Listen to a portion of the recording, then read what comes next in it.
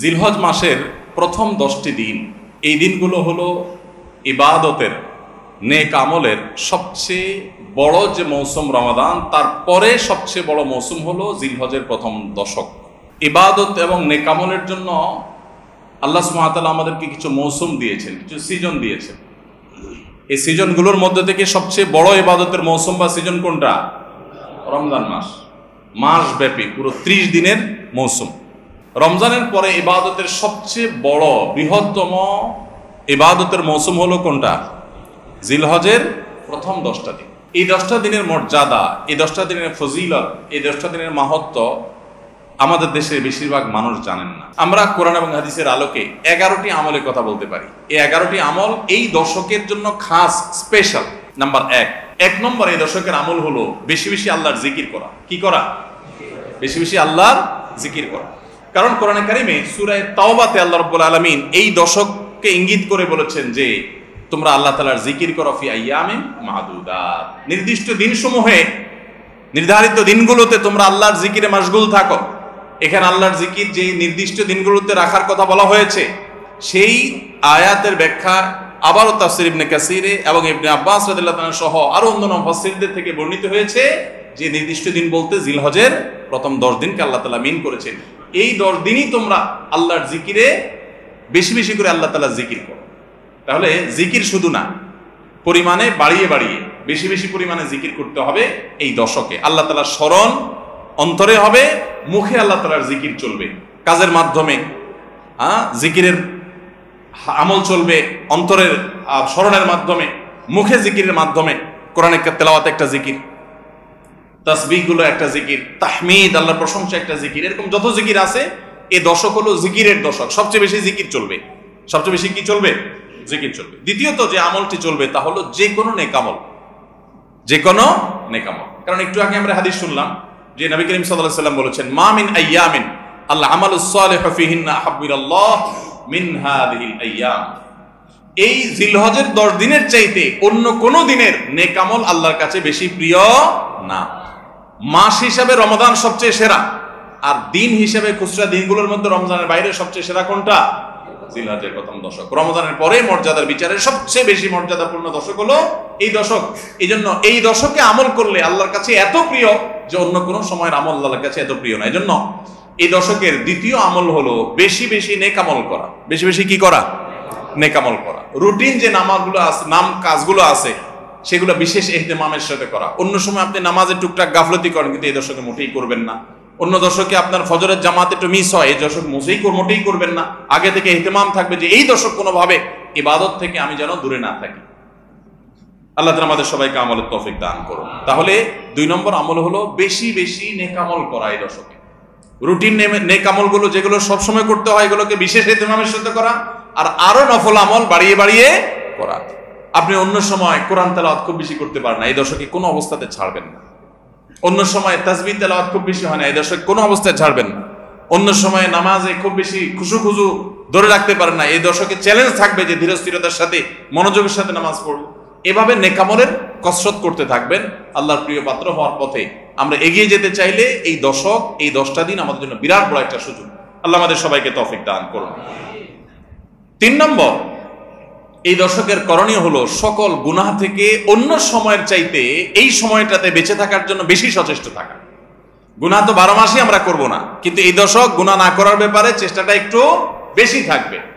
কারণ আপনারা সূরা তাওবার একটা আয়াত শুনেছেন, আল্লাহ রাব্বুল আলামিন সম্মানিত 4 মাসের আলোচনা করে বলেছেন, যালিকাদ দীনুল কাইয়্যিম ফালা তাজলিমু ফিহিন্না আনফুসাকুম।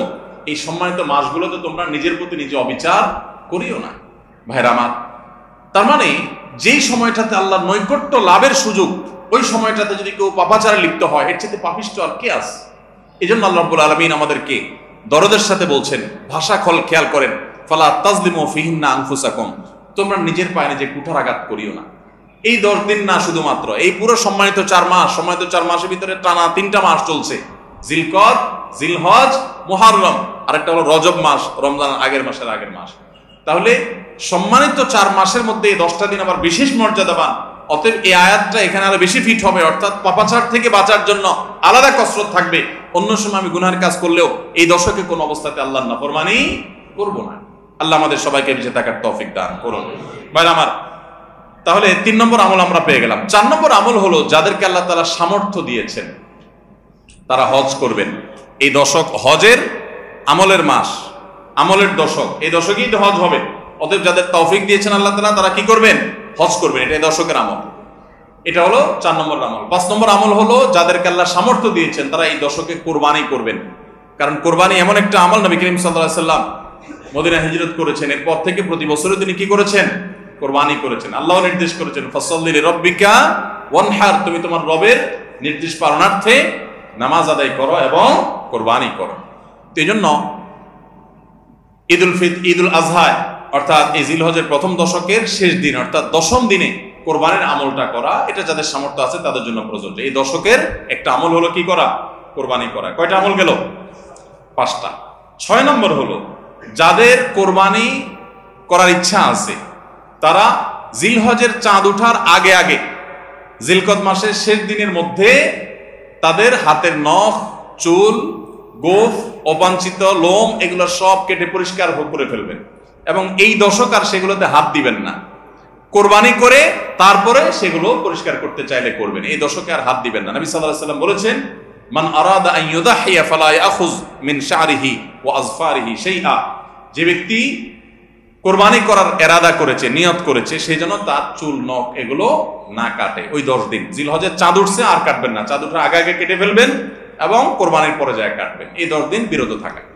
তবে অন্য আরো বিভিন্ন রিওয়ায়াত থেকে, বর্ণনা থেকে বোঝা যায় যে এই আমলটা শুধু যিনি কোরবানি করবেন তিনি নন, যিনি কোরবানি করবেন না, কোরবানি করার সামর্থ্য নাই, তিনি এই আমল করতে পারেন, তাহলে আল্লাহ তাআলা তাকে কোরবানি করার সওয়াব দান করবেন। এমনকি কোন কোন সালাফ, কোন কোন সাহাবী থেকে আমলও বর্ণিত আছে যে বাসার বাচ্চা কাচ্চা যারা আছে তাদেরকেও এই দশকে চুল, নখ ইত্যাদি কাটতে নিষেধ করেছেন। তাহলে চুল, নখ ইত্যাদি কাটা থেকে বিরত থাকা এই 10 দিন, আগে কাটা এবং পরে কাটা, এই 10 দিন না কাটাকাটি না করা, এটা একটা মুস্তাহাব আমল। এবং প্রায় সব ফুকাহায়ে কেরাম এই ব্যাপারে একমত হয়েছেন।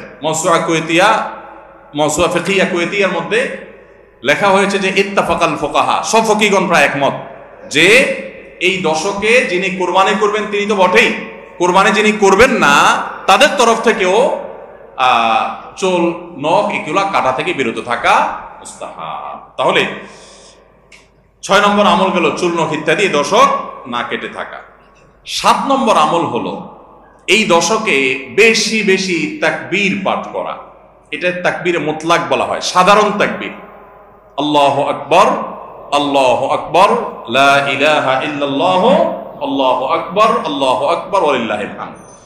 এই তাকবীরটা হলো মিন শাআইরিল ইসলাম, এটাকে আমরা করতে পারি। ইসলামের যে নিদর্শনগুলো আছে সেগুলোর মতো করে এই তাকবীরটা আমরা পাঠ করব, এমন ভাবে পাঠ করব যে অলিতে গলিতে, রাস্তাঘাটে সব জায়গায় তাকবীরের ধ্বনি চলতে থাকবে, কারোর ডিস্টার্ব করে না, মৃদু কণ্ঠে সব জায়গায় গুনগুনিয়ে আমাদের মুখ থেকে তাকবীর চলবে।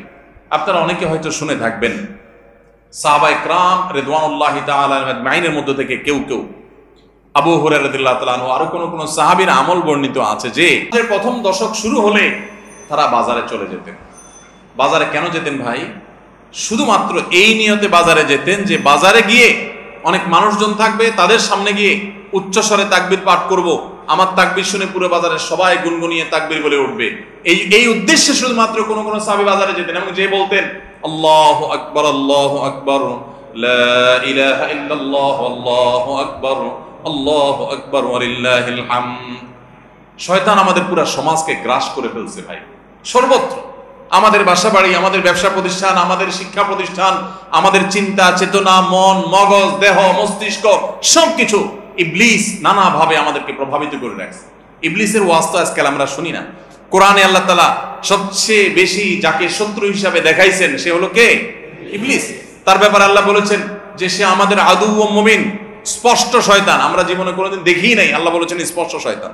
কেমনে স্পষ্ট হলো? আমরা দেখিই না, সে থাকে গোপনে, আল্লাহ বলেছেন স্পষ্ট। ভাইরা আমার, এই জন্য আল্লাহ স্পষ্ট বলেছেন যে শয়তান নিজে দেখা না দিলে কি হবে? শয়তানের শয়তানি সারাক্ষণ আমাদের চোখের সামনে ভাসে, চতুর্দিক থেকে শয়তানি আমরা দেখি না? তো এই শয়তান তার শয়তানি করে করে পরিবেশটাকে আমাদের নষ্ট করে ফেলছে। আমাদের দেশ তরুণ প্রজন্মকে ধ্বংসের দ্বার প্রান্তে নিয়ে যাওয়া হয়েছে। তাদেরকে দিন থেকে এত দূরে সরাই দেওয়া হয়েছে, কখনো শিক্ষার নামে, কখনো সংস্কৃতির নামে, কখনো বিনোদনের নামে, কখনো খেলাধুলার নামে, কখনো ক্যারিয়ারের নামে, এক এক সময় এক এক নাম দিয়ে আমাদের সন্তানদেরকে আল্লাহে দিন থেকে এত দূরে সরিয়ে ফেলা হয়েছে। আমরা অনেকে এখনো আঁচ করতে পারছি না।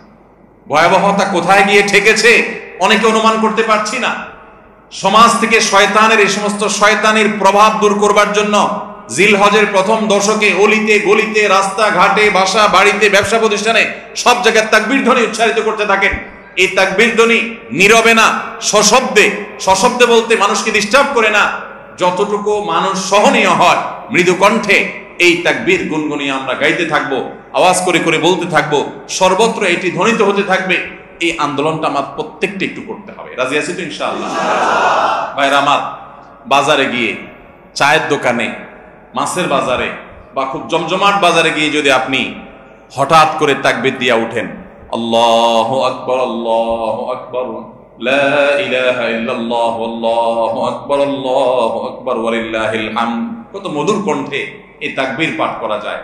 আল্লাহু আকবার, আল্লাহু আকবার, আল্লাহ সবচেয়ে বড়, আল্লাহ সবচেয়ে বড়, লা ইলাহা ইল্লাল্লাহ, আল্লাহ ছাড়া সত্যিকারের কোনো মাবুদ নাই, লা ইলাহা ইল্লাল্লাহ, আল্লাহু আকবার, আল্লাহ বড়, ওয়ালিল্লাহিল হামদ, আল্লাহ বড়, আল্লাহ বড় এবং তার জন্য সমস্ত প্রশংসা। ভাইরা আমার, আল্লাহর এই বড়ত্ব এটা বলতে গিয়ে আজকাল আমাদের অনেকের হেজিটেশন হয়, আমাদের অনেকের মধ্যে ইতস্তত বোধ হয় যে মানুষের সামনে যায় বলবো। একা একা বলি ঠিক আছে, মানুষের সামনে আবার বলবো কেমন লাগে। এগুলো আমাদের ইমানের দুর্বলতার দলিল। আমার আল্লাহর বড়ত্ব বর্ণনা করতে আমার মধ্যে ইতস্তত বোধ যদি হয়, তো আমার চেয়ে নিমক হারাম আর কি আছে আল্লাহর জমিনে? আমি কত আল্লাহ নিমক হারাম যে আল্লাহ সারাদিন আল্লাহর নিয়ামতের ভিতরে ডুবে আছি, আল্লাহর বড়ত্বটা জোরে বললে কে কি মনে করবে, আমি এই চিন্তা করছি। তো আমরা ইনশাআল্লাহ এই অচল আয়াতন ভাঙবো তো? আমরা ইনশাআল্লাহ এই হীনমন্যতা, এই ইতস্ততা দূর করবো তো ইনশাআল্লাহ? ভাইরা আমার, টার্গেট করে করে বাসায় যাওয়ার সময় মোবাইলে অ্যালার্ম দিয়ে দিয়ে লিখে লিখে রিমাইন্ড করে করে তারপরে আমল করব। মনে থাকবে তো ইনশাআল্লাহ? যেখানে মানুষ আছে একটু জোরে জোরে তাকবীর পাঠ করবো। বাসায় ঢোকার সময় জোরে জোরে পড়তে পড়তে ঢুকবেন, যাতে বাসার সবাই তাকবীর দিয়ে উঠে। হঠাৎ মনে হবে একটু জোরে জোরে পড়বেন, যাতে সবাই তাকবীর দিয়ে উঠে। পুরো পরিবেশটাকে সেভাবে করবেন। আমি আমার বাসায় এই দশক আসলে সাধারণত মৃদু কণ্ঠে ভলিউমের সবসময় তাকবীরটা চালু করে রাখি, যাতে সবার মনে হয়। অফিসে কম্পিউটারে এটাকে মৃদু কণ্ঠে চালু করে রাখি, অন্যান্য কাজ করতে থাকে, এই আওয়াজ চলতে থাকে, যাতে করে যে আসে সে দেখে তার মনে হয় সে আমলটা করতে পারে। তো আমরা এই আমলটা চিন্তা করবো তো ইনশাআল্লাহ? যদি আপনি বাজারে গিয়ে তাকবীর বলেন, আমাদের সমাজের যে অবস্থা, যে অবক্ষয়, দ্বীনি চেতনা দিন দিন যেভাবে হারিয়ে গেছে, আপনার তাকবীর শুনে হয়তো অনেকে হাসবে। হঠাৎ করে যখন বাজারে গিয়ে তাকবীর দিবেন জোরে জোরে, বলবে ব্যাপার কি? কেউ কেউ হয়তো ইশারা করছে মাথায় হয়তো কোনো সমস্যা আছে। এরকম হতে পারে, হতে পারে কি পারে না? কেন হইতে পারে? কারণ সব গাফেলদের মধ্যে একজন জাকের আসছে, সব গাফেলদের মধ্যে একজন জাকের আসছে। যেখানে সবাই গাফলতিতে নিমজ্জিত, সেখানে একজন জিকিরকারী আসছে। এজন্য ওই গাফেলদের মধ্যে জিকিরকারী, একজন জিকিরকারী ব্যক্তিকে মনে হয় পাগল, অথবা তাকে বলা হয় যে আননুন। অথচ হওয়া দরকার ছিল মুসলমানদের সমাজে সবাই জাকের, এক দুজন গাফেল, আর আমরা সবাই হয়ে গেছি গাফেল। এজন্য একজন জিকিরকারী হলে তাকে মানুষ কি করে? উপহাস করে, পাগল মনে করে। ওই যে কোন দেশে নাকি রাজাকে ভবিষ্যৎবাণী করা হয়েছে যে রাজা সাহেব, পাগলা পানি আসতেছে, পাগলা পানি, বন্যার পানিতে যে পানি আসবে এটাতে সব জায়গায় ছড়ায় যাবে, এটা পাগলা পানি, দেশে আর কোনো পানি থাকবে না, এই পানি সবাই খাইতে বাধ্য হবে। আর এই পানি পাগলা পানি নাম এই জন্য দেওয়া হয়েছে, এই পানি যে খাবে সে পাগল হয়ে যাবে। রাজা সাহেব এই ভবিষ্যৎবাণী শুনে পরামর্শ করতেছেন সব মন্ত্রীদের সাথে যে কি করা যায়। দেশের সব মানুষ পাগল হয়ে গেলেও আমার তো অন্তত ভালো থাকতে হবে, আমি পাগল হয়ে গেলে দেশ চলবে কেন? তো সবাই বুদ্ধি দিচ্ছে, রাজা সাহেব এক কাজ করেন, তাহলে আপনার রাজ বাড়িতে বেশি করে পানি স্টক করে রাখেন, যে পাগলা পানি যখন আসবে, সাধারণ পানি যখন থাকবে না, টাঙ্কিতে আপনার বাসায় পর্যাপ্ত পানি থাকবে, 1-2 মাস চলবে। তো অন্তত আপনি ওই পানিগুলা খায়া ভালো থাকলেন, জনগণ সব পাগল হয়ে গেল, আপনি একটু সামলালেন। তো বুদ্ধি অনুযায়ী রাজা সাহেব সব পানির ব্যবস্থা রাখছে এবং বিরাট পানির ট্যাঙ্কি ভরে ফেলছে। ভরার পর এবার সেই পানির ট্যাঙ্কির পানি রাজা সাহেব এবং তার ফ্যামিলির লোকজন খাইছে। এবং যথারীতি জনগণ ওই পাগলা পানি খায় সব পাগল হয়ে গেছে, আর পাগলের সব কাপড় চোপড় খুলে ফেলছে। এখন সব পাগলরা এসে রাজবাড়ি ঘেরাও করে ফেলছে এবং সবাই মিলে বলতেছে ওই দেখ কয়েকটা পাগল। কারণ এগুলোর পরনে কাপড় আছে, এগুলো মাথা নষ্ট হয়ে গেছে, এটা পরনে কাপড় পরে রয়েছে কেন? এবার রাজা সাহেব সবার সাথে পরামর্শ করতেছে পরিবার সদস্যদের সাথে যে আমাদের কি করা এখন, সবাই যে আমাদেরকে পাগল বলা শুরু করছে, যদি পাগল বলে মাইদ্যুৎ দেওয়া শুরু করে দেয় কি করা যাবে? তখন এবার সবাই বুদ্ধিনি করলো পরিবারের লোকেরা যে তাহলে এক কাজ করা যাক, যে সমাজের সব পাগল থাকে সেখানে আসলে সুস্থ থাকাটা দোষের, আমরাও চলেন পাগলা পানি খেয়ে পাগল হয়ে যাই। এবার তারাও পাগলা খানি খায় পাগল হয়ে গেছে, এবার পাগলে পাগলে মিলছে, আর অসুবিধা হয়নি। এই সমস্ত গল্প হয়তো এর কোনো বাস্তবতা নাই, কিন্তু এই গল্প বলার উদ্দেশ্য হলো যে যেই সমাজে মানুষ সব গাফেল হয়ে যায়, ফাসেকের পরিমাণ বেশি হয়ে যায়, সেই সমাজে একজন বাজারে গিয়ে যখন আল্লাহু আকবার তাকবীর ধ্বনি দিবে, তখন তাকে কিছু লোক পাগল বলাটা সমাজের মানুষের পাগল হওয়ার দলিল। পাগল হওয়া বলতে ফাসেক হয়ে যাওয়া, আল্লাহর জিকির থেকে দূরে সরে যাওয়ার দলিল। কেন? বাজারে যায় যদি কেউ একটু গেয়ে উঠে, মনের সুখে কোনো একটা গান গেয়ে উঠে, তাকে তো কেউ অসুস্থ মনে করে না। তাহলে জিকিরের ক্ষেত্রে এরকম কেন হয়? আপনি যদি বাসে উঠেন, উঠে বলেন আল্লাহু আকবার লা ইলাহা ইল্লাল্লাহ আল্লাহু আকবার ওয়ালিল্লাহিল হামদ, প্রথম কারোর কাছে আনইজি লাগতে পারে। উঠার পর যদি আর কেউ পড়েন, বলবে যে ভাই হাতে কোনো ব্যাগ ট্যাগ তো দেখা যাচ্ছে না, কিছু বেচবে নাকি, হকার টকার নি কোনো। আপনি যদি তখন সুন্দর করে যারা অবাক হয়ে তাকাবে তাদের যদি বলেন ভাই এই দশকে আমাদের নবীজি বেশি বেশি করে উচ্চস্বরে তাকবীর পাঠ করতে বলেছেন, আপনারা তো সবাই মুসলমান, আপনাদের সবাইকে স্মরণ করানোর জন্য আমি জোরে জোরে করছি, আপনারা কেউ মনে কিছু নিয়েন না, বাস আলহামদুলিল্লাহ, তাইলে কেচ্ছা কত। তো আমরা এই আমলটা করবো তো ইনশাআল্লাহ। কঠিন আমল, কিন্তু এটাকে জিন্দা করতে পারলে সমাজে সর্বত্র যখন তাকবীরের ধ্বনি ভাসতে থাকবে শয়তান পালা যাবে ইনশাআল্লাহ সমাজ থেকে। ঘরে যখন সারাদিন তাকবীর ধ্বনি ভাসতে থাকবে শয়তান পালা যাবে। আল্লাহ আমাদের সবাইকে আমলের তৌফিক দান করুন। জিলহজের প্রথম দশকে এই আমলটা সম্পর্কে নবী করিম সাল্লাল্লাহু আলাইহি ওয়াসাল্লামের ভাষ্য খেয়াল করেন। তিনি বলেছেন ফাকসিরু ফীহিন্না মিনাত তাকবীরি ওয়াত তাহলিলি ওয়াত তাহমিদ। জিলহজের প্রথম দশক যখন শুরু হয় তোমরা বেশি বেশি করে তাকবীর পড়ো, বেশি বেশি করে তাহমিদ পড়ো, বেশি বেশি করে তাহলিল পড়ো, অর্থাৎ আল্লাহু আকবার লা ইলাহা ইল্লাল্লাহ আল্লাহু আকবার লিল হামদ, এটা বেশি বেশি করে পাঠ করো, নবী সাল্লাল্লাহু আলাইহি ওয়াসাল্লাম নির্দেশ করেছেন। তাহলে কয় নম্বর আমল গেল? 7 নম্বর আমল, বেশি বেশি করে তাকবীর তাহমিদ তাহলিল পড়া। 8 নম্বর আমল হলো এই তাকবীর তাহমিদ তাহলিলটাই বিশেষভাবে পড়া। 7 নম্বরটা হলো সাধারণভাবে রাত দিন যতক্ষণ পারেন বেশি বেশি পড়বেন, কোনো সময় ফিক্স নাই, এবং 10 দিন ফুল। আর 8 নম্বর আমল হলো এই তাকবীরটাই নির্দিষ্ট সময় নির্দিষ্ট দিনগুলোতে বিশেষভাবে পড়া। সাধারণভাবে তো পড়বেনই, আর বিশেষভাবে পড়বেন। বিশেষভাবে কখন? আইয়ামে তাশরিকে। আইয়ামে তাশরিক কাকে বলা হয় ভাই?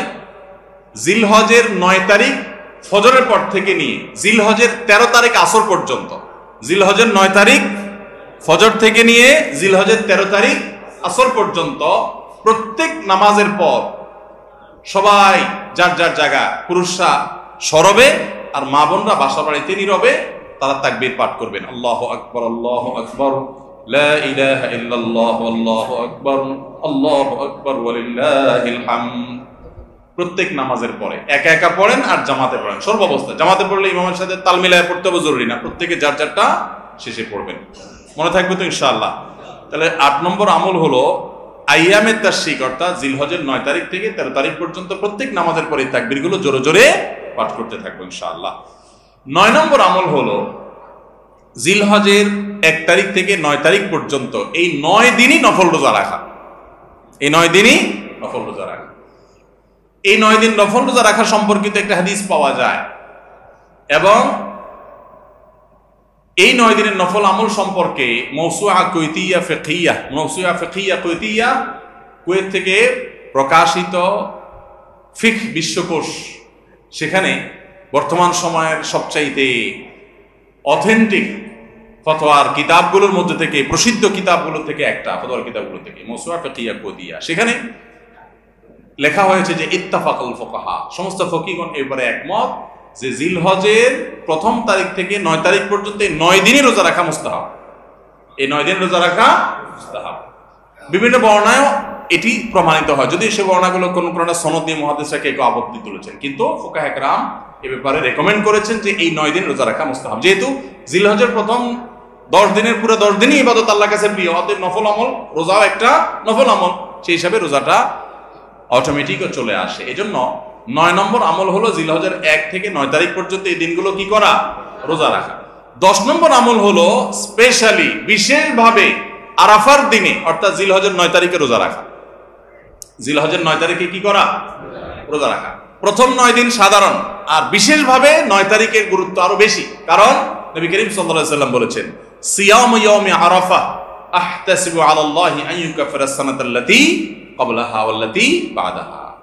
আরাফাত দিনের রোজা অর্থাৎ জিলহজের 9 তারিখের রোজা, এই রোজার সম্পর্কে আল্লাহর কাছে আমার ধারণা, আল্লাহর প্রতি নবী সাল্লাল্লাহু আলাইহি সাল্লাম বলছেন যে আমার ধারণা যে এই রোজার বিনিময়ে আল্লাহ তাআলা 1 বছর পূর্বের আর 1 বছর পরের, অর্থাৎ আগামী 1 বছর এবং গত 1 বছরের গুনাহ আল্লাহ তাআলা মাফ করে দিবেন। আমরা এই পর্যন্ত যত ফজিলতের কথা শুনেছি, পিছনে গুনাহ মাফ করে দিবেন, গত 1 বছর গুনাহ মাফ করে দিবেন, সারাদিন গুনাহ মাফ করে দেওয়া হবে, এরকম বিভিন্ন হাদিস আমরা শুনেছি, কিন্তু এরকম কোন হাদিস কেউ হয়তো আমরা এই হাদিস ছাড়া আরেকটা হাদিস শুনি নাই যে 1 বছর অগ্রিম গুনাহ মাফ করবেন। যদি আল্লাহ তাআলা কাউকে হায়াত দেন, তিনি 1 বছরের গুনাহ মাফ পেয়ে যাবেন। কোন হাদিস বেত্তাগণ বলেন যে হাদিসের মধ্যে ইশারা পাওয়া যায় যে কেউ যদি আরাফাতের রোজা রাখার তৌফিক পায়, হয়তোবা আগামী 1 বছর হায়াত পাওয়ার তৌফিক হবে তার। যদিও এটা জাস্ট একটা ব্যাখ্যা, এটা এমন না যে হাদিসে বলা হয়েছে আলাদা গ্যারান্টি দিয়ে, এরকম না। অতএব এর ব্যত্যয় ঘটলে করতে পারে। কথা বুঝে আসছে ভাই? তো এই জন্য এই আরাফাত দিনের রোজা এটা আমরা মিস করবো না ইনশাআল্লাহ। তাহলে 10 নম্বর আমল গেল জিলহজের 9 তারিখের রোজা। 11 নম্বর আমল হলো ঈদুল আজহার সমস্ত সুন্নাতগুলো আমল করা। ঈদুল আজহার অনেকগুলো সুন্নাত আছে না, এই সুন্নাহগুলো সবগুলো আমল করা।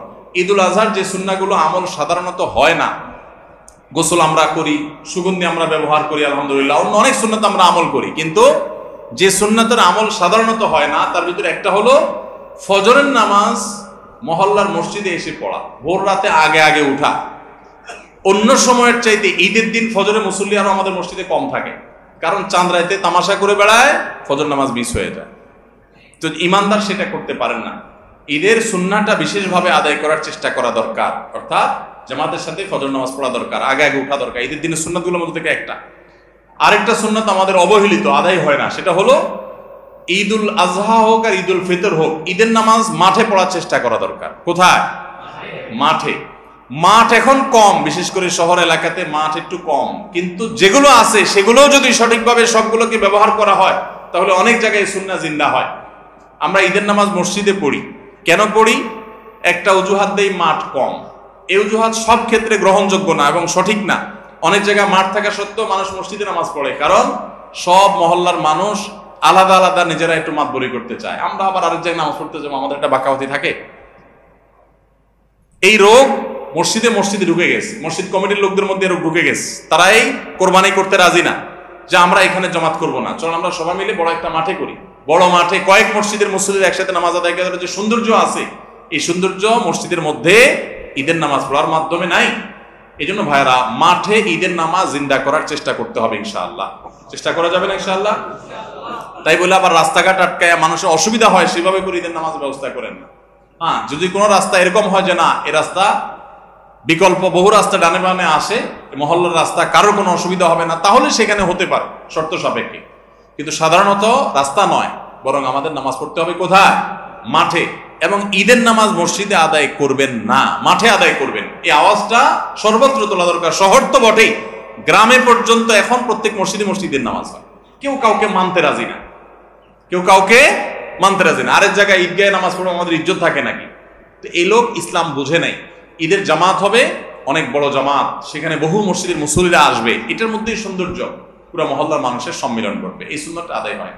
ঈদুল আজহার আরেকটা সুন্নাত অবহেলিত, সেটা হলো ঈদুল আজহায় আমরা জানি যে প্রথম খাবার ঈদুল আজহার কোরবানির গোশত দিয়ে হবে, এটা সুন্নাত। ওমর রাদিয়াল্লাহু তাআলা থেকে একটা রওয়ায়াত বর্ণিত আছে যে আল্লাহ তাআলার উদ্দেশ্যে কোনো কিছু দান করলে এটা নিজে ভোগ করা যায় না। যায়?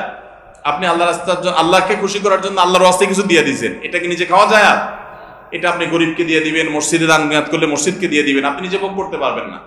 শুধু কোরবানি এবং আকিকা এই দুইটা আমল আছে, যে এই দুইটা আমল আল্লাহকে খুশি করার জন্য জবাই করার সময় বলছেন বিসমিল্লাহ আল্লাহু আকবার, আল্লাহুম্মা লাক মিনকা ওয়া লাক, আল্লাহ আপনার তরফ থেকে আবার আপনার উদ্দেশ্যেই কোরবানি করলাম, আমার কোনো ধান্দা নাই। অথচ আবার ঠিকই ওইটার গোশতটা আল্লাহ আপনাকে খেতে দিয়েছেন, কারণ এটা আল্লাহর পক্ষ থেকে সাদাকা, আল্লাহর পক্ষ থেকে মেহমানদারি, যে আল্লাহ আপনার থেকে কবুল করেছেন এবং বলেছেন বান্দা আমি বুঝে পাইছি, এবার তোমাকে দিছি, তুমি খাও। তো এই জন্য আল্লাহর মেহমানদারি দিয়ে দিনের প্রথম খাবার গ্রহণ করা, যাতে করে ক্ষুধার্ত থেকে খাবারের প্রতি আগ্রহী হন আপনি, এবং আল্লাহর মেহমানদারি দিয়ে প্রথম খাবার খান আপনি, এটা সুন্নাত। এই জন্য ঈদুল আজহার দিন আমরা কোনো কিছু না খেয়ে থাকবো, রাতে খেয়ে যে শোবো, এরপরে আর কোনো কিছু খাবো না, ঈদগাহে আসবো না খেয়ে, কোরবানির পশুর গোশত বানায়া রান্না করে ওইটা দিয়ে প্রথম খাবার খাবো ইনশাআল্লাহ। আল্লাহ তাআলা আমাদের সবাইকে এই সব সুন্নাহগুলো মেনে চলার তৌফিক দান করুন। তাহলে 11 নম্বর আমল হলো ঈদুল আজহার সব সুন্নাহগুলা পালন করা।